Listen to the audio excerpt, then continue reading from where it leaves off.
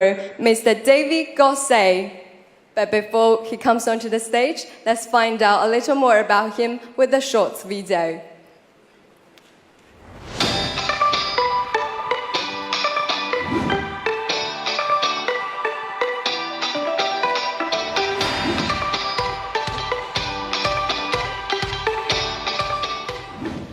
It is time for the world to realize that China is not an imitator.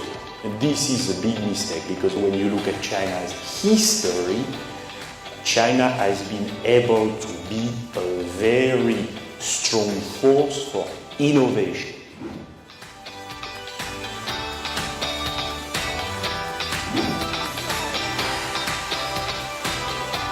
Please.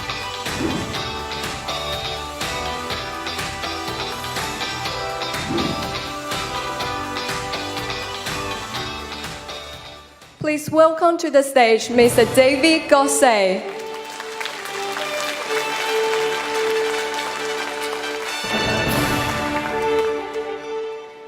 大家下午好。刚刚季教授你说你爱他们，我要跟你们说我也爱你们。但是今天我们领导说我们需要用英文交流，所以我会用英文。当然我会用英文，但是你们会发现有一个法文的口音，很抱歉哈。Look, so I would like also to thank the leaders of the Tianjin municipality, because without your support we would not have had this event today. But also warm thank you to Zhou Shuchuan for this fantastic initiative, Vision China. And it is already a very important platform for China and the world to have a very substantive dialogue. And we need dialogue. And through you, of course, Mr. Zhou, I would like to thank your wonderful team. Now I am very happy to be here. I can smell in this room what I would call the fragrance of friendship. I see many friends, in fact, but I have an impossible task, because already 3 great speakers came here on the stage and really delivered wonderful speeches. Denima was very much taken by your view on leadership 4.0. I think this is something we need to discuss to try to understand what leadership 4.0 means. Professor Qi, I was very much stimulated by your neo-Marxist criticism in a positive, in a neutral sense of the Industrial Revolution 4.0. So this is a very important dialogue. And of course, we had with Mr. Li, the expert and the entrepreneur about AI. So when can I add? Not much, but I will try to share with you 7 very modest remarks. The first one, because I was also surprised, nobody really touched the issue of demography. But we have the world that we have, and the unprecedented complexity of the world that we need to manage, also because of demographic changes. And it is very important for all of us to remember that we live in a world of 7.7 billion people, and this is very new. Imagine the world in 1850, middle of the 19th century, we had less people on the planet 1.2 billion, than the entire population of China today. And we need to keep this trend in mind because what is going to happen between now and 2050 is very significant and to a certain extent worrisome. Because we are going to add on the same small planet with limited resources approximately the population of India plus the population of China.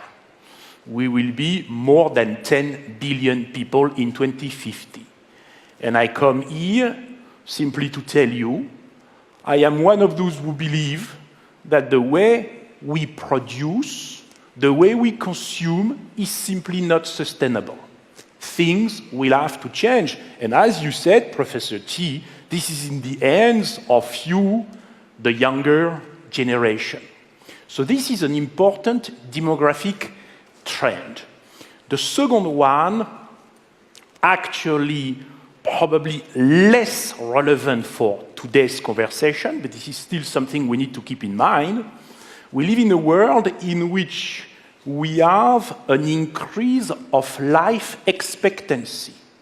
It is true for everyone, but our societies are going to become more and more complex because of this increase of life expectancy. Remember that in China, the life expectancy average male-female is 76, but in many countries it is above 80, and it will reach very soon above 90, and this will have important impact on our societies. And by the way we will use AI in healthcare is also a very interesting topic. When you think about demographic trends, of course, we need to think about urbanization. And we are going gradually to come to the notion, the important concept of cities and smart cities. In China, you know very well that 60% of the Chinese people are already living in cities. This is a massive change because, Professor Qi, you mentioned traditional China centered around agriculture. So this is a massive cultural, economic, even political change to a certain extent. And we will live in a world in 2050 in which 70% of the population globally will live in cities. So this is an element we need to keep in mind. The second element, the second remark that I would like to share with you today, to look a little bit at the general context, it is an issue which has been mentioned by the three speakers to a certain extent, but I want to re-emphasize the importance of sustainability. Professor Qi, you mentioned climate change. And here I come to you with some bad news. Please look at the figures. You remember that we have had an agreement in 2015. It was difficult to reach this agreement because you had 195 parties around the table. But in 2015, we signed the Paris Agreement on Climate Change. One country has decided to withdraw from this agreement. I consider this to be a tragedy for all us all. And when you look at the figures, the statistics, you are going to see that the CO2 emissions for the past 2 years have raised significantly. So this is not an improvement. This is a way backward. So I urge all of us to integrate in whatever we do this challenge of sustainability, and the first challenge we have is to tackle the issue of climate change. The second element being connected with sustainability is biodiversity. Biodiversity, and I want all of you the students to go back to a report just released for a UN conference we have had some days ago, which says, a panel of experts, the real experts, which says that if we go on to live as we live, we are going to kill or destroy 1 million species on the planet. And I call that also a tragedy. By the way, I want to tell you that China is going to organize in 2020 a very important conference on biodiversity in Yunnan, in Kunming, in the province of Yunnan.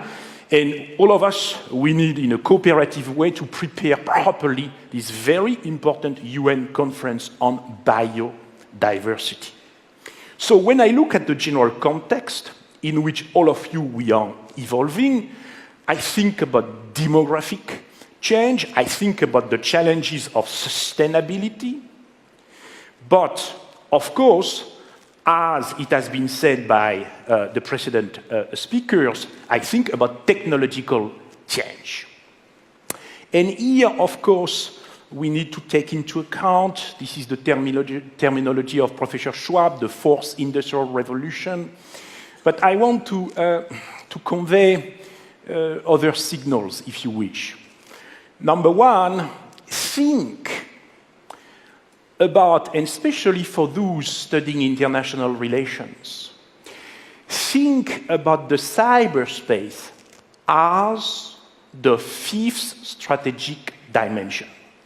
Land, sea, space, air, space, the Sputnik moment in '57, and cyberspace. And we do many things in the cyberspace, and one of the things we do is we accumulate data, and it is the data that you use for your learning machines. So the first notion that I want to put on the table, if you wish, is this idea of the cyberspace as the fifth strategic dimension, and I think China has perfectly integrated this fifth strategic dimension. I totally agree with what has been said by Mr. Li on the algorithms, AI, artificial intelligence. There is no hype. We live in a world of algorithms. The implications are enormous, political, ethical. We need to have a dialogue. And by the way, I am one of those asking for the United Nations here to play a role. It is not thinkable to have various very powerful private companies leading the debate on AI. It has to be a UN initiative. Remember what we did with the age of the atom. Something has to happen in the field of AI. Something which has not been said, but I ask you to pay attention. I think that a disruption is going to happen around the applications of quantum physics. So I ask you to pay attention to quantum computing and quantum communication. Quantum communication, China is doing very well. And then you have the geopolitical change. And here, it has been said by Denin, the issue is not only multipolarity, which is a bit simple, it is how do we live in harmony in a world which has become multi-conceptual. In any case, in this world of change, probably, arguably, the most important factor of change is what is happening in your country, the Chinese Renaissance. And therefore, what I'm going to tell you now, because I have been told that I have only 2 minutes to go, is that since China, with her power, with her wisdom, under the leadership of Xi Jinping, put forward the vision of the Belt and Road, let us think smart belt and road. Let us co-build all together a smart belt and road, meaning a collaborative one, you spoke about that, Denim, meaning a road or roads which would be inclusive, meaning that these roads have to be sustainable. Green Belt and Road is a chapter of Smart Belt and Road, and of course, innovative Belt and Road, because we need to make full use of the technological changes which are happening while we speak. And de facto, a smart Belt and Road would not connect as such countries, but would connect smart cities. And here, China, in my narrative, in my interpretation of the context we have in front of us, China does not imitate anyone. China is not only a very powerful incubator of great companies, and Mr. Li, you are one of these companies incubated by the Chinese context, but China is already an incubator of smart cities. Think about what is happening in Shenzhen. Think about what is happening in Hangzhou. You know what City Brain under Alibaba is doing to manage the traffic in Hangzhou. It is an objective improvement. And I ask all of us to pay attention to what China is going to do in Xiong'an. Because I think that Xiong'an is going to be a Shenzhen 2.0, and to a certain extent, it could become the smartest of all the smart cities. So it's a great opportunity here for all. Now, it is time for me to conclude. I spoke too much already, but there is one word we pronounced a lot, the word intelligence, intelligent. I spoke myself about smartness, smart Belt and Road, smart cities. But let us not forget that what really counts, arguably, is not intelligence, but wisdom. The capacity to find always the right balance between human beings and machines, and the capacity to compromise and to live together in harmony, indeed in a multi-conceptual world. So how do we grow wisdom? Well, this is a very difficult question. It could be the topic of another event, but it seems to me that we become, all of us wiser through exchanges like this one. So I am very grateful, and I hope Tianjin can go on to be a platform for China, but also for the world, in which we discuss the notion of smart Belt and Road connecting smart cities. Thank you very much. 谢谢大家. Ladies and gentlemen, Mr. David Gosset. I like that. Smart cities connecting a smart belt and road. Because you're smart. So. Thank you. It's a nice, simple message. As before, I think you know the drill now. So we're going to go to the audience to try and find a question. So if you have a question, hands up. Yes, please. Microphone will be coming to you. Spotlight on you as well. Hello, my name is Aaron. I study at Tianjin Normal University. You are studying at the right place, sir. Thank you. The theme of the summit is Intelligence, New Era, Progress Planning and Opportunity. In your opinion, what should China do to prepare for this new era of intelligence? Thank you very much. First of all, to go on to do this kind of event, because you need to integrate new ideas coming from across the planet, so this is very important. To make sure, it has been said, but I re-emphasize that we go also to talk to the younger people, so it is true for the universities, but not only. We can go to talk to even younger people. And I was hinted at, because I think it is important for all of us, collectively and individually, to remember the importance of wisdom and to find the right balance.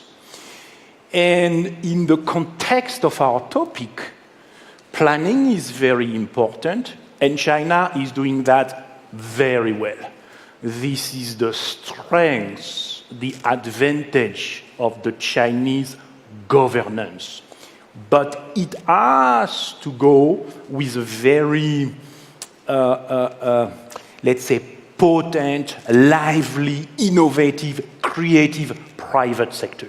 So in that case, to find the right balance between the state and the market, but I think today we see the balance because Mr. Li, he represents the private company, and this is the perfect balance.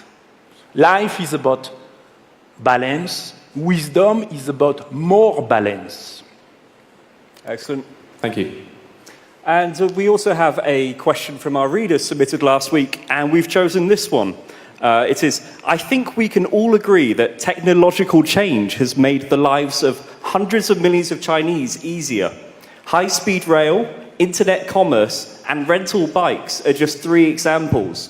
How do you rate China's technological progress over the past 10 years? Look, what is true for the past 10 years is also true for the past 40 years. We have never seen in the history of mankind such a change. And to lift so many millions of people out of poverty, you were talking about high-speed trains, but it is a game changer. And what is impressive in China, this is the magnitude and the speed. It goes very fast. And here I would like to use this opportunity to tackle what I consider to be a misconception. China is not an imitator.